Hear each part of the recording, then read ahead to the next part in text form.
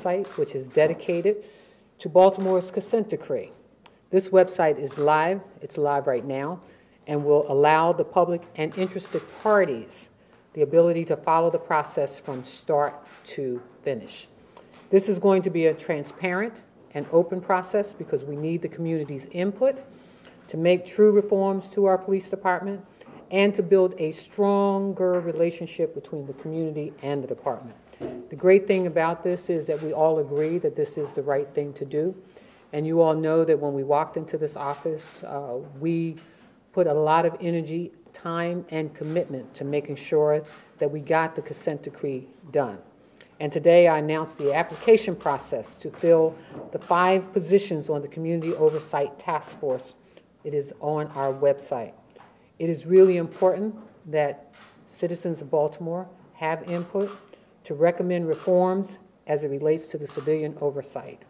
Some of the task force responsibilities will include reviewing the functions of the Civilian Review Board and whether the ability of the community to seek accountability for police misconduct is hindered in any way by the Baltimore Police Department civilian complaint process.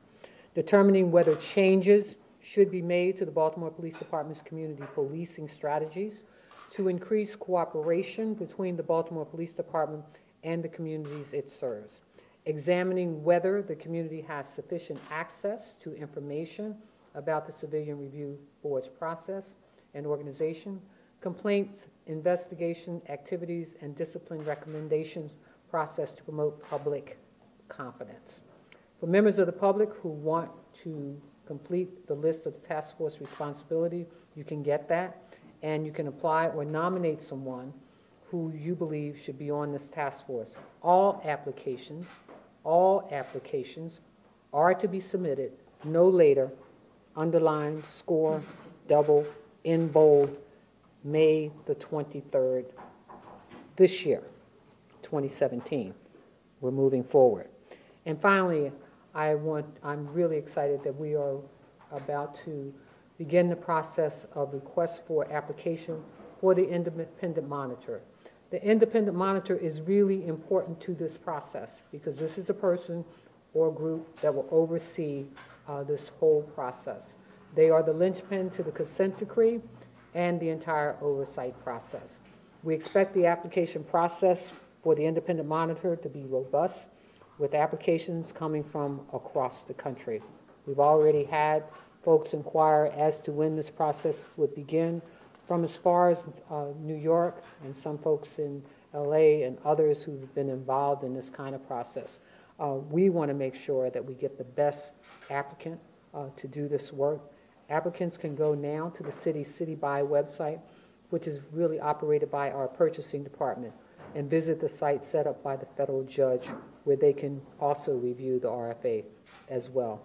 I am, again, excited that we are doing this and that we've maintained our commitment to this process. And we look forward to the citizens of Baltimore applying, and we also look forward to reviewing the RFA. So I didn't know whether you want to add anything, Commissioner, because I did May 22nd. May 22nd. Did I? If I said May 23rd, let me correct that. May 22nd. Jane, I don't have my glasses on. May 22nd. May 22nd. May 22nd. Let's make sure we get that date out there. May 22nd, because I don't want anybody a day later saying she said, May 22nd, we need the community's input. We want them to apply, and this board is also going to be very important to us. And finally, I'm really excited, and I want us to, I want Baltimore to know how serious this process has been for us and how grateful we are for the input of community members from across the city who've had their say in terms of what they believe we should be doing in terms of police-community relationships. I also want to add that this process, the consent decree, not only does it build, we believe, will build a better relationship between the police and the community, it would also allow us to get the tools that we believe are really necessary for our police department, especially when we talk about new technology. You know that we now have body cameras on many of our police officers. We want to continue that process as well. So I'm open for questions, anything. You want to share? Sure. I'll Really? just add. I'm only joking. I'll just add this whole consent decree process is something that's being done for us as opposed to something done to us. And as the mayor rapidly embraces the process and leads us through this process, I'm convinced that it's already making us better and will just continue to make us better. So thanks for your leadership, Mayor. Director, would you like to say anything in reference to your, especially your civilian Just- review board? I can barely contain my enthusiasm and excitement. I Oh, think go that ahead, you can jump this, on. this task force, and, you know, I thank the mayor for moving this process along so quickly, even before the deadline of the consent decree. But I think this task force is finally going to give us, it's a step in the ladder toward making the civilian review board and making civilian oversight actually legitimate and realize its intended purpose. All right, I'm open for questions. What's your ideal in terms of community oversight? That's a nice sounding term, but what does that really mean? We've had, you know, other community groups, and the Civilian Review Board right now, which I'm going to ask about separately, has 7 vacancies on it. So what is the goal of community oversight? Well, they will actually, under this process, because we will have a monitor, an independent monitor, they will actually get to review materials that they request. They will actually have some input on this process. And I think with the person that we've chosen to lead this process, former delegate, well, you know, once a delegate, always a delegate, Jill Carter, who has been a community advocate on behalf of the citizens of our city, and a person who has really been actively engaged in trying to push us forward as it relates to what a civilian review board should be. We will have citizens, at least as we review this process, we want citizens to be engaged. We want them to feel free to express themselves, to request information that they think is necessary to review any situation. And so I consider this to be a very important aspect of how we create police reform in our city. Well, Mayor, if you look at the history of the Civilian Review Board, you know, the police department was not always forthcoming with information to that board. I mean, when you look at documents, it shows rarely did it compile the request for information, and the FOP has fought it. What's going to be different about this board in terms of its ability to have oversight and actually get the information we need? We're giving them the power to do that. And And let me just say, I can't answer for the civilian review boards of the past. I can answer for the civilian review board as we put it in place. We've done our work in terms of people that we've selected to be on the civilian review board. I think Jill has done a great job of looking for individuals in the community. And so I'm excited, you know, and as I said, we will monitor this process. We also have an independent monitor. We have an office that looks over it. And so I believe that they're going to be able to ascertain whatever their needs may be. And at the same time, I think that they will help us lead, they will lead us towards criminal justice reform. But seriously, I mean, much of the task of the oversight task force is to look at whether the civilian review board is functioning well or should be changed, etc. Right. But right now, there really isn't a civilian review board. Well, they It's are. going to be finding that, yeah, they're not doing their job because they're not. Well, they won't be able to find that now because you just pointed out, we just now appointed the people who will be on that board. You have appointed them. Yes. Okay. But we do, you know, we do checks and balances to make sure that the people that we put on are people who will do the work and and put the time in. And I think in the next 6 months or so, you all get to ask them the question, are they ascertaining the information that they want? Do they feel that their positions are have the wide range needs, have the wide range areas that they feel they should be able to access? I think you all get to ask them that probably in the next 6 months or so. So what's the organizational chart look like? I mean, who's the top? Who answers to whom going down the line? Well, they answer to Jill, the Civilian Review So Board. the Civilian Review Board answers to Jill. The Community Oversight Task Force, or the police, whatever it's called, the new task force, the 5-member task force that you appoint answers to? It will answer to us, to the mayor's office. Okay. Yes. So it's, and in the pecking order of I'm just trying to figure out. Let me just say, all of this is new for us as well. And what we've done is we've looked at what other cities, how other cities have answered consent decrees. And when you had this much engagement that we've had from the community, we think that it's important to engage the Community Oversight Task Force, because they too get to raise questions, and they too get to make sure that this whole process is working on their behalf. You know, the independent monitor gets to look at all of it and say, well, you know, the Civilian Review Board, they're not being able to ascertain the information that, you know, that they're requesting. The Community Oversight Task Force has made some recommendations that we think ought to be implemented in this process. And so, I mean, this is all new for us. But we've looked around the country to see what kind of consent decree information should be in our process, and what organizations or what groups should be a part of our process. And, you know, we get to take a look at this, as does the independent monitor, and he may say, well, you know what, you might need to do ABC as it relates to your Civilian Review Board.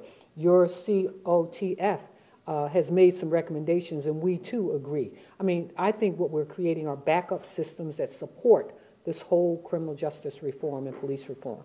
Yeah. When do you think people will notice the change in the way the police department operates when there are reforms? I mean, there's been a lot of people skeptical of efforts like this in the past. Now you have a consent. Well, we've not had this in the past. I mean, I can't. No, we've not had this in the past.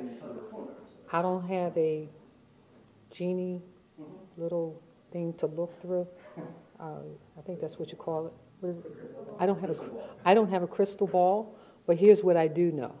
I know that for the last 2 or 3 years, and having chaired the Criminal Justice Reform Commission in the state of Maryland, that people have asked for reforms of police departments across the state.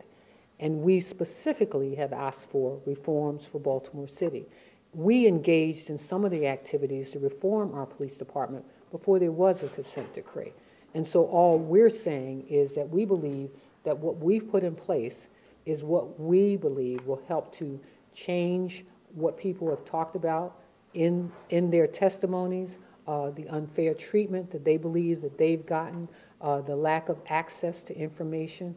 So we believe that we've put together the tools that will help us to reform our police department, but more importantly, to see a difference in, as you would say, in the next 6 months or next year or so.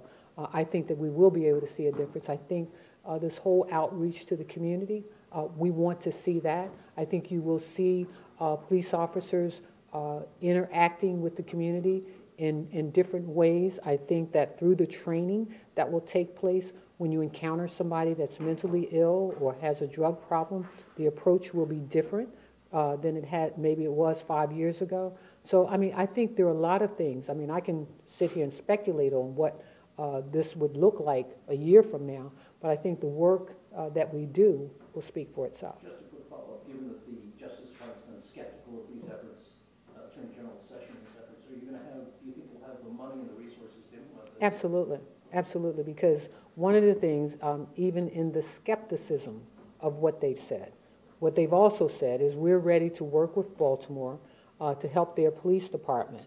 And so part of that is helping us to get the technology and all of those things that we need to continue this reform. WFR and Commissioner, maybe you can both address this from different sides of the debate. I'll start with you, WFR. Are you confident that if this task force determines that the Civilian Review Board is not getting the information that it should, and is not able to do the job it is supposed to be doing, that the monitor will be able to put in place changes that are not preempted or blocked by provisions within state law or in the union contract? Yes. The short answer, yes. So, yes, and a little longer. We have a weekly disciplinary accountability meeting at police headquarters every week.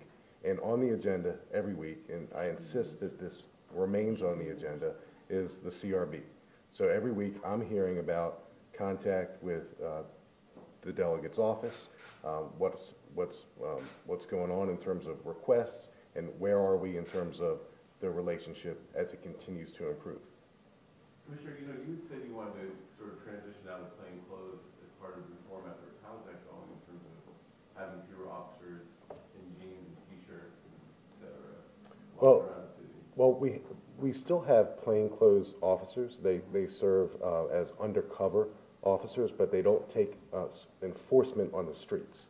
So the transition has been, if you're going to enforce laws, if you're going to stop people, if you're going to engage in traffic stops, if you're going to execute search warrants, you're going to be dressed as I am, a very identifiable professional as a police officer, because that's what the community expects to see us as police officers. So that's going really well. So plainclothes has a place in our profession, but over the years it has been exacerbated, and not only in Baltimore but across the country. Over the years, more and more police officers who engaged in enforcement actions were no longer wearing this uniform in its entirety, and Baltimore is going to lead the way with that reform, and I think that is a reform, and I'm really proud that the agency is embracing it.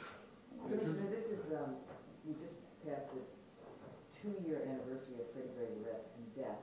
What's the status of the internal investigation of the 6 officers that were involved?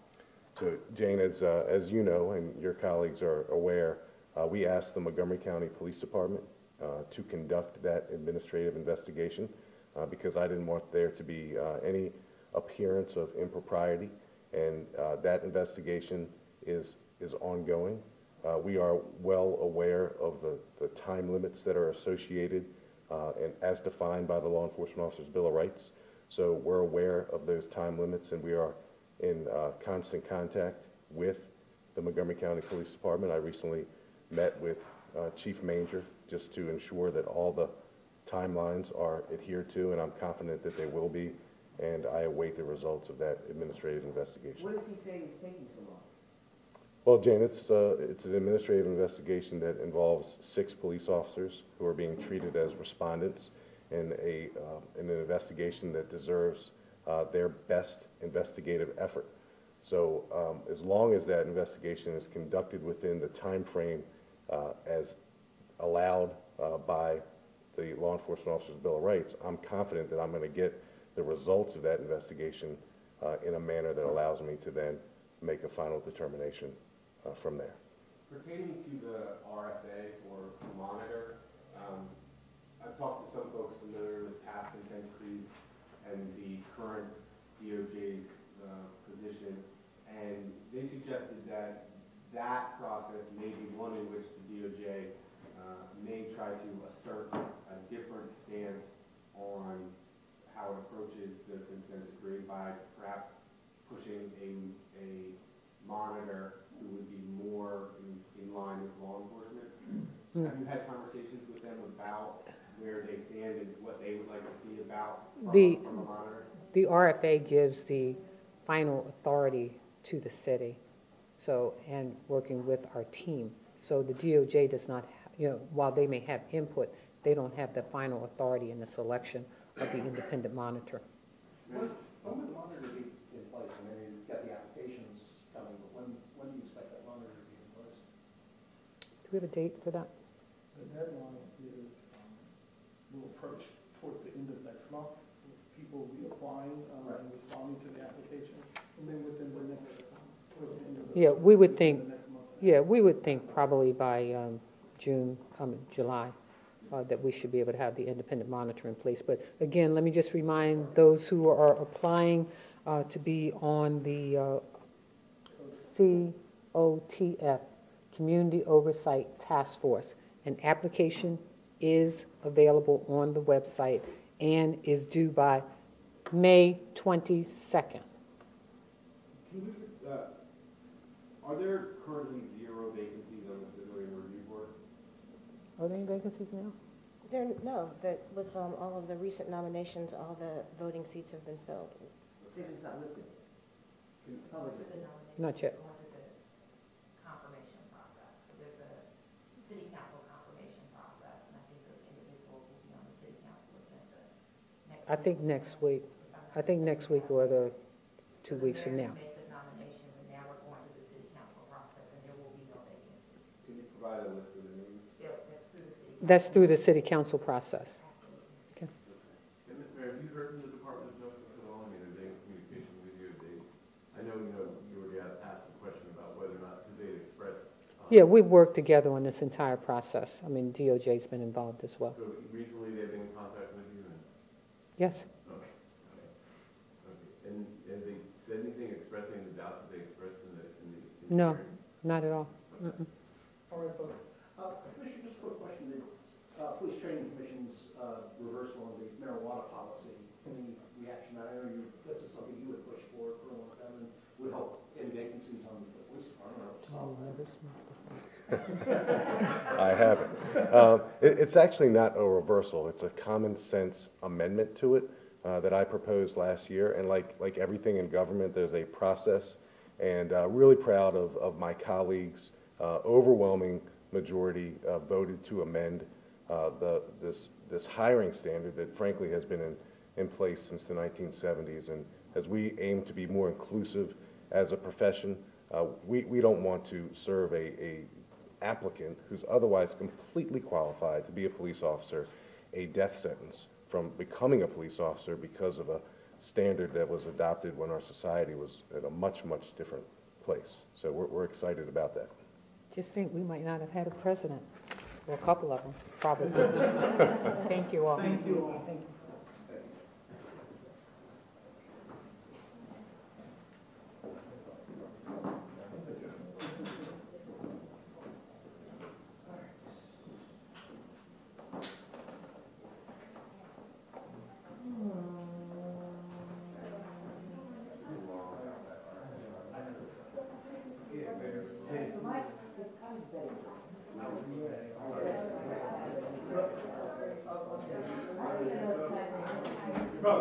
Okay. The mystery of what? The mystery of the Freddie Grant. Well, I think the commissioner, didn't the commissioner answer Jane's question? And did you not understand it, Stephen, the answer? I didn't understand the answer. So what was confusing about it to you? So let me try to bring a little sunshine to that fog. No? Oh, okay, that must not be it. I think Jane's question is, of course, relevant. Oh, most definitely. It took 2 weeks to indict him. It's taken, what, 3 years to investigate an administrative, which should be pretty simple. I mean, they already said it. But what he was real clear, what was real clear in his answer is that an outside agency is doing the investigation. Right. He is waiting them to complete the investigation. It is 6 officers. And as long as they meet the criteria that's set forth in the Officer's Bill of Rights, he believes he can make a final determination, a fair determination, on the distribution of these officers. It's just a question for Montgomery County. Yeah, and maybe you should. I would encourage you all. I don't want to ever look like I'm telling you how to do your job, because you all do it very, very well. But what I would say is maybe we need to inquire with Montgomery County what the status is, because Commissioner Davis isn't handling this investigation. For obvious reasons, he's not handling this Was there a investigation. deadline? I mean, was Montgomery County given a deadline, or what is the deadline under I was going to say there are deadlines that are set forth by not only this Officer's Bill of Rights, but I think when the agreement between the police department in Baltimore and Montgomery County to do this investigation, we probably just have to revisit that. But I'm certain we have not surpassed a deadline. I'm not sure if we ever got an agreement with Montgomery County to check if there's. I sure will. And I'll definitely let you know today about that. Also, is the RFA was not on the website? No. Is this? It will be on the website by the close of business today. It will be on this consent decree website. It'll be on the City by Board of Purchasing Department's website, and it'll be on the judge's federal website as well. Can you try to expedite getting that if possible? I will try to expedite that. We're really just waiting for the purchasing department to post it. So we funded, the city funded it, not The city funds, the NDR. of course, yeah. Almost all of these costs really do rest on the shoulders of the city. And that's why the mayor worked with the governor to begin the conversation and got $2 million in upgrades for technology. That's why she's working with the entire federal delegation to ensure that we have access to dollars that will help us move this consent decree process forward. We need those partners to be successful. My last question. Yes, sir. The nominees Mm-hmm. before the civilian review board. Are those nominees not public until the city council considers them, or can you just provide us with a list? You should ask the city council. We have moved the process forward. The mayor has forwarded those nominees to the city council. Their committee that deals with nominations will schedule a hearing. I don't know if, in fact, I know for a fact that we could release the names to you. They went through a very thorough screening process. We talked with them, they were interviewed, and of course we were waiting to see after the mayor offered seats on the Civilian Review Board to individuals, whether they would say yes or no. We have forwarded the entire new board to the city council for their approval. And you have no issue with them giving that? I do not. Anyone else? All right, folks. We'll see you at the distillery ribbon cutting. But, so we can't Oh. see the names of the civilian reward. I'll try to get those for you. Uh-huh. Mm-hmm. What time is the distillery? 10. I'm joking. But I'm going, but it is at 10 o'clock. Mm-hmm.